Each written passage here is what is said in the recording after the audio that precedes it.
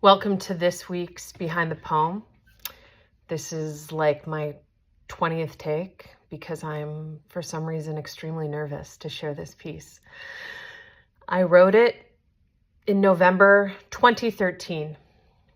I was freshly single, and it is one of 92 poems I wrote in 3 months in the wake of a major breakup. I thought about this poem yesterday because I am out here in these dating streets, and I revisited the poem. The ending was terrible, so I've rewritten it. It might still be terrible, but here's what my 30-and-a-half-year-old self had to say. And now, wow, 11 and a half years later, here's me sharing it in my 41-year-old body. I'm looking for someone in therapy. I'm looking for someone in therapy.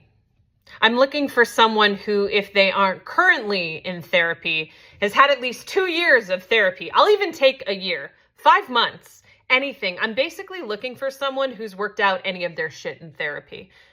It sounds better than an orgasm. Better than 15 orgasms back to back. And don't anyone be like, that's not possible.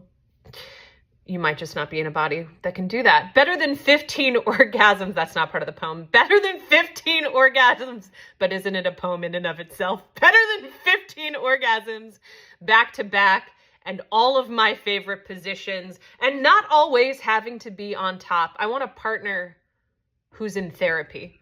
I want a partner who's held their self accountable, looked at their whole self in the mirror, and popped a few unwanted metaphorical pimples with a good therapist who doesn't enable the shit that further enables the shit their insert possible person here has been enabling their entire life. So if they have a good therapist, the chances are they won't be bringing their shit into our relationship shit onto the couch, into the bed, into the shower. I'm looking for someone who isn't bringing their shit into the shower because it belongs in the toilet. So I'm looking for someone in therapy.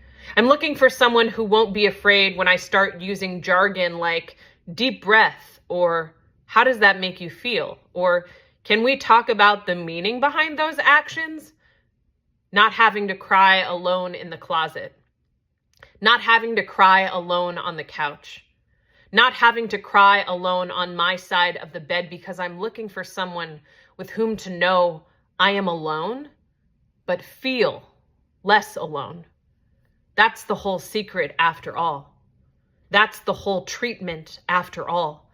How we treat each other, because therapy is a treatment for how to do the treating and receive the treatment. So I'm looking for someone who knows how to treat themselves with a treatment that is a kind of treatment, that is a kind of practice, that is a kind of someone, that is a kind of looking, that is a kind of own.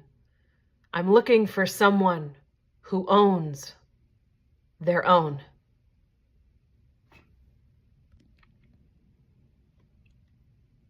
Take care.